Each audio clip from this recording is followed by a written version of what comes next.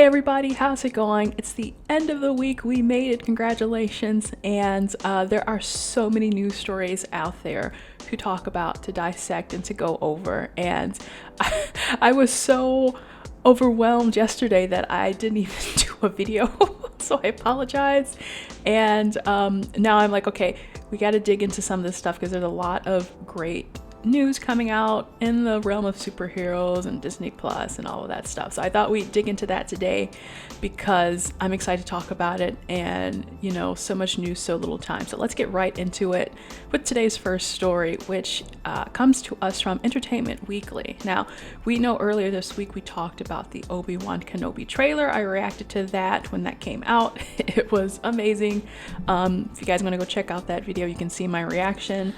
But Entertainment Weekly has shared some new details about this series. They've got the scoop, they've got the lowdown, and the first of that is a first look image, not a first leak, an official first look image of Darth Vader in the Obi-Wan Kenobi series. So, pretty menacing. Entertainment Weekly writes, in our exclusive image above, we see Vader appearing to emerge from his meditation chamber, which begs the question, since the meditation chamber allows the Sith Lord to remove his helmet, as seen in The Empire Strikes Back, might this mean we will catch a glimpse of Vader's son's mask in Obi-Wan Kenobi? And I don't know if I went over this in the last video, maybe I did, maybe I didn't, but it seems kind of obvious to me that we probably should see Hayden Christensen without his mask as Darth Vader, because again, at that point, it's like, what's the point of bringing him back if we're not going to see his face in some way, shape, or form? Entertainment Weekly also released their cover story on the 10th, and as part of that, in that interview, they were talking about how when Rogue One came out in 2016, Hayden Christensen wasn't a part of that conversation. Vader has like a super few small scenes, and ultimately it wasn't him who played the character, because it was kind of like, we don't we don't need him. And even Hayden, if I call him Christensen or Hayden, even he kind of admitted, like, this character predates me, so I was never, the first person. He was never the first person to play Vader in the first place. I mean, we had David Prowse, and we had the voice of James Earl Jones. So really, it's like all it takes is a tall guy, and James Earl Jones's voice, who they did not say if he would be coming back. They said he's 91, which means he's pretty old. I was like, they better use him now, before it gets too late. Or they can use AI now to recreate the voice and do all that. But yeah, I'm like, I think if we did need him in Rogue One, because it was just, the facade of Vader in the costume, then I'm like, why do we need him back in the Obi-Wan series? So I have hope that we will see him without his mask. Again, which means, what the heck is going to be going on? How long is he going to be without the mask? Is he gonna have like an asthma attack if he's without his, breathing mechanism for too long? Who knows? But I am definitely excited for Hayden Christensen to be back. And according to this article, it sounded like everyone on set was excited for him to come back too. I mean, Ewan McGregor was telling the story in the article about how he came out to set one day and everyone is just like, staring in this one direction, and he's like, what's going on? And come to find out, everyone on set is just in awe that Hayden Christensen is there, and he's in costume and he's ready to go. And I was like, yeah, if I was on set, I would probably be staring too, because it's it's a sight to behold, I'm pretty sure. And for all those Star Wars fans who have grown to love this version of Darth Vader, Hayden Christensen, then it's like, my mind would be blown. I admit I would be like that too. Now, speaking of returns, it looks here like between Hayden Christensen and Ewan McGregor returning, it looks like both of them, well, it seemed to me, as far as Ewan McGregor, that he was ready to return. It had seemed like he went through this kind of phase where the prequels and the reception to that in real time in 1999 and the early 2000s was a little heartbreaking for him and for all of them. And I would understand. I mean, even if they, admittedly are not the greatest, most well-crafted movies, I can understand if you're working on it for a long time that it would be heartbreaking to see the reaction that people didn't feel as excited about the movie as you were. But then, went on to say that after, kind of hearing from my generation and the people who grew up on those films, how much we love, like if you just look at our prequel memes and see the sheer amount of Obi-Wan love and Anakin love, it's astounding, and it shows that the cringier aspects of the prequel movies have kind of, taken a back seat to the parts where, the dynamic relationship between Obi-Wan and Anakin kind of form the strongness of the film. The cringe stuff still kind of helps, but I think everyone loves this duo, so it's, understandable that all of a sudden he would be more receptive now that he's seen the love and what the fans are saying. So it looks like he was on board, and Lucasfilm just wanted to make sure, like, he had been talking about returning for a little bit, but they sat him down for a meeting. They were like, hey, are you sure? Like, you're not just being polite about it. And it sounds like he's like, no, I really want to do it. That leads us to the second most interesting part about this, because either this was something that I didn't know or just completely escaped my mind, that Lucasfilm was really, really on board with doing an Obi-Wan solo film. And they were, I guess, kind of deep into it. It looks like they had a writer or director attached to it. And then when the Solo spinoff happened, Solo Star Wars story, which I happen to like. I think it was a little messy and a little here and there, but overall I didn't find it too distasteful. But the fact that it bombed in the box office and The Last Jedi was also on some rocky standing, I think it meant they had to take a different look at how they were going to approach this, Obi-Wan story and pretty much any other solo movies that they wanted to, well, not Han Solo movies, but spin-off movies that they wanted to do in the future. And just happened coincidentally, as they say in the article, that Bob Iger announced that they would be doing Disney Plus, and they wanted to create their own original series, which meant that Kathleen Kennedy and all the folks over there had this opportunity to tell the Star Wars stories in a completely unique and different way. So it's kind of nice, I guess, that Disney Plus came to the rescue and gave Lucasfilm this platform to tell the Obi-Wan story without maybe making it, like Solo Jr. or something like that. Rogue One, I think, was universally pretty loved, but there's, you still couldn't really hold a candle to just being a part of the original Skywalker saga. And now it looks like, we've seen the reception to The Mandalorian, just how awesome that was. And I think it's going to be a great opportunity for them to tell the story of Obi-Wan, even though it's going to be 6 episodes. I'm like, oh no, it seems short. We've seen like The Mandalorian be 8 episodes, and typically that's kind of where these series have hit with a sweet spot. But we've also, 6 episodes isn't too foreign as well. So I think they're going to get in and get out in a nice clean narrative. And it's supposed to be a limited series. It's supposed to be only 1 season, but you never know, because there's just so much of the Star Wars story to tell.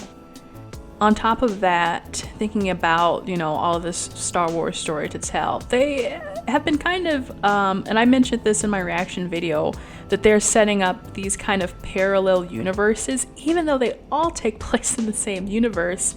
They confirmed that the Obi-Wan series won't have any crossover connection to The Mandalorian, even though the characters, like Ahsoka and, well, we've got young Luke and all that, even Boba Fett, are around at this time. Kathleen Kennedy says, all of that falls within the Mandalorian timeline. So, no chance that there will be any sort of I don't know, how would you do that? I guess you could throw in Ahsoka there, back from the Clone Wars days. Obi-Wan and Ahsoka were obviously very close. Who else could you do? You could do, I'm thinking some people I saw, I don't know if this was in prequel memes or somewhere, that they think Tamora Morrison is going to be in it as was it Rex? So maybe, I don't know, it would be cool maybe to see the clones back again in another capacity outside of just being Boba Fett, or we've seen him in Rebels and seen him in the Bad Batch. So I mean, that would be a bonus, but I don't think it's necessarily necessary. But yeah, overall, gosh, I'm really looking forward to this. It's exciting to see. They say it takes place 10 years after Revenge of the Sith, and it's kind of in that halfway point between episode 3 and episode 4. So yeah, what happens to Obi-Wan is anyone's guess. I mean, we know he outruns the Inquisitors. We've seen it on what do you mean we've seen it on? We've seen it episode 4. He dies on the Death Star. So I guess what happens how he, I guess, evades the Inquisitors will be the whole subject of that. And also, we've got this focus on Luke. They said a majority of it will take place on Tatooine. Also makes me curious if there will be some Alderaan stuff and some Leia. I just realized if I kind of do this, I forgot. Oh god. So it's giving a little Princess Leia or I don't know, Tatooine, who knows, but that's besides the point. Maybe he should visit, the other twin as well. Who knows, but yeah, Obi-Wan Kenobi series is coming up soon, and I can't wait to see how it actually turns out. I have to fix my hair anyway. Up next, let's go into the Marvel hour. I haven't talked about Marvel on this channel yet, I don't think, so finally I have a chance to dissect some of the stuff going on in the Marvel universe. But I mainly want to talk about today Moon Knight, because this week Marvel released a special featurette on the upcoming Disney Plus series, which is coming out March 30th. And it's like, oh my gosh, we're going to have back-to-back Moon Knight and Obi-Wan. I'm not going to be able to take it. But yeah, in this new featurette, we see Star Wars actor Oscar Isaac, Disney darling, who is portraying the character Stephen Grant. Now, I will just preface that as much as I know about the Star Wars universe, Moon Knight, obviously being a new character, is nothing. I know nothing about him. So coming into this, I'm going to be interested to see how Marvel can pull off basically an origin story within a series. And as I was looking at this video, this featurette, it just looks very cinematic. It looks like it should be a movie. I mean, we've got tombs, we've got this, the Egypt really kind of sets it all off. And as one of the cast members said, she was like, it's kind of like Fight Club meets Indiana Jones. Which is probably the weirdest combination I've ever heard. But I mean, when you think about the Fight Club, right, you're thinking about, okay, the Tyler Durden and the man in his head, and then we're thinking about Indiana Jones, the Tomb Raider, and that whole genre. So what happens when you merge those two together? I have no clue, but apparently it's Moon Knight. And graciously, Marvel has kind of summed up what this series is going to be about, and I'll read it out to you. It says, the story follows Stephen Grant, a mild-mannered gift shop employee who becomes plagued with blackouts and memories of another life. Stephen discovers he has dissociative identity disorder and shares a body with mercenary Mark Spector.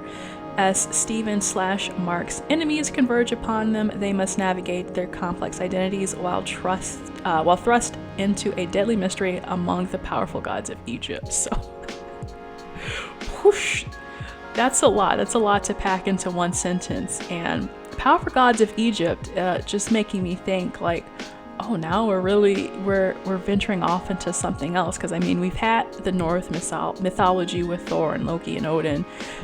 So now are we going to be, giving some, canonology, or some validity to the Egyptian gods, we're going to get our Thoth or, all those things. So that's going to be interesting too, is expanding this Marvel mythos, which used to be so grounded. Like when you think about, it was just Tony Stark and a man who got frozen, with his shield. And then we introduced Thor, and we're like, oh, Asgard is real. And then we introduced Eternals, and you're like, celestial beings are real. And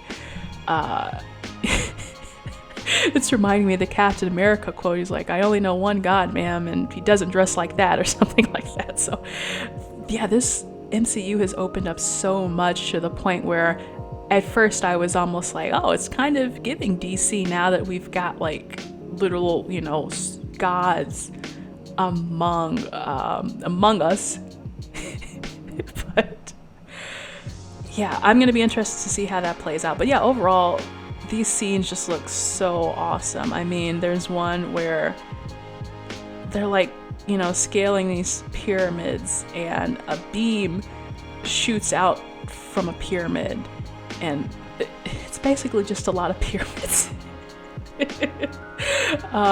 Yeah, it looks promising. And they also released some new character posters, which I'm gonna try to pull up if my computer will allow me, for all three of the Oscar Isaacs in this series, which again, having that multiple identity disorder, I think it's going to be one big of a mind F kind of series too, which I really love those type of thrillers. So I'm hoping it is kind of like a Christopher Nolan-y mindbender minus the Christopher Nolan of it all, if that makes sense. Like, don't be too far up yourself. So as they caption it, the many phases of Marvel Studios' Moon Knight. So this looks like the regular old Steven. I'm just the guy who works at the gift shop. This accent. Get out of here with that. But anyway, and then we've got, I suppose this is just the regular old Moon Knight and his CGI gloriness. We'll see how that plays out. And in the trailers, it looks like it needs a bit of work, but maybe I'll get used to it. And then I suppose this third one is, I guess, Mr. Knight or something like that. I'll figure it out. We'll all find out as we go along. Only a couple more weeks to go for this. Finally, we are closing things out with some more DC news. All this was kind of going on amongst the Obi-Wan trailer stuff, so it got buried, but it most people still saw it anyway, where Warner Brothers is shifting a lot of their schedule, which includes the DC movies as well as the wonderful Willy Wonka movie starring Timothée Chalamet, and some other stuff. So what's going on here, and they kind of listed out here, is we've got this whole shift in the schedule where we were just talking about DC Super Pets. That's now being moved to July 29th. The Flash movie is being moved from November 4th over to June 23rd, 2023. So that's a pretty long stretch, as well as Aquaman is being moved to March 17th, 2023. And the only thing moving up is Shazam! Fury of the Gods, which was going to come out in June 2023 for some reason, even though they say it's complete and it's ready to go. But luckily that will now be coming out December 16, 2022, which I've said this before, I love Shazam. I think I don't know if I saw it twice in the movie theaters, but I did really, really love it. And I'm excited that that's coming out this year instead of DC pretty much having everything come out in 2023. And it looks like we're still also going to get the Black Adam movie with Dwayne Johnson in October, on October 21st. So it's not bad. So we'll still get 2 more DC movies. Not like it's funny because now DC is splitting up their universes again, right? We've kind of already had the CW universe and whatever was going on with the Titans and that little DC universe streaming service. And now we've also got the Batman universe, which, adding on to that, HBO Max revealed that they did greenlight the Penguin series starring Colin Farrell. So it's like we're juggling a lot of stuff. They've got all these concurrent universes running, and it'll be, I think, we are kind of used to now keeping up with what universe is what. Like, you know, this is the Mandalorian universe, but, you know, we know it won't necessarily cross with Obi-Wan, or, you know, this is the CW universe, but we know it has no relation to the Flash or Snyderverse and all that stuff. It's a lot of stuff to keep up with, but we're doing good. We're doing very diligent as viewers. At least I am. If you're having an issue with keeping up with all of these timelines and, you know, what fits into this, what fits into that, let me know in the comments. I think it's interesting that Matt Reeves, the director of the Batman, was kind of vehemently like, please don't put me into the DCU, which, I'm sorry, good on him. I know they're still sweeping things up with, you know, the new Shazam, or not the new Shazam, maybe, but Aquaman and the Flash, and maybe having Batfleck in that, and boy, it is a lot, but it does allow him to not be so constrained by all that other tie-in stuff, so he can kind of work diligently on his own. And I think the box office for the Batman speaks volumes, and I, for one, will probably be sitting and watching the Penguin show whenever it comes out. They say it's kind of going to be a little bit like The Sopranos, I guess. You know, he's a little bit of a Tony Soprano guy, you know, the Jersey type, if New Jersey exists in DC universe. But regardless of the fact, that is 110,000% definitely going to happen on HBO Max. And it still looks like there hasn't been any big updates about the Gotham City Police Department show. I think that's probably just gonna kind of die out there. But man, it's like now not only like thinking about how you have to watch in the MCU, you have to watch WandaVision in order to understand a movie like Multiverse of Madness. Now you have to watch something like potentially the Penguin series to understand the Batman 2, because it's kind of, this series is going to explain how he basically becomes the Penguin and his rise to power. So if that has an effect on the Batman 2, it's going to become required viewing, and we'll see how Warner Brothers pulls it off. We're gonna see how Marvel is gonna pull it off with Multiverse of Madness, between this required viewing and just kind of being like, oh yeah, that happened, so that's all you need to know. But I think a lot of people are so invested in these series anyway that it's probably not gonna be much of a problem.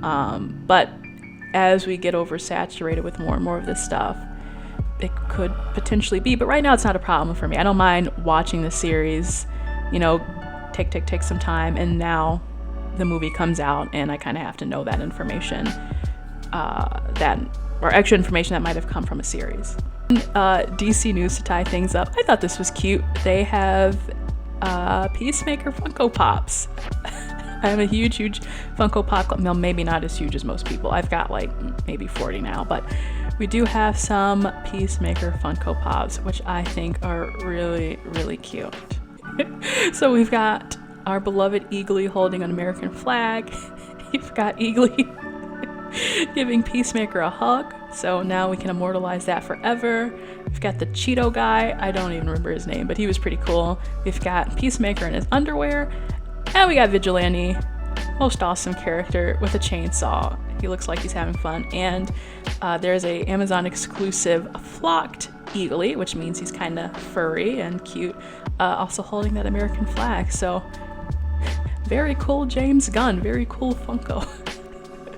So that's what's been going on in the news. Man, there's going to be a trailer for The Boys season 3 coming out on Saturday, so I won't be able to touch on that today because I'm recording on Friday, but I'm looking forward to seeing that and seeing what other news comes out. So said a lot today. If you guys have any thoughts, any comments, leave them down below, and I will be back soon with some more videos, some more news for you all, and I'm excited to get into that later. So enjoy your weekend, folks. If you enjoyed this video, be sure to give it a like and subscribe for more. I'll see y'all in the next video.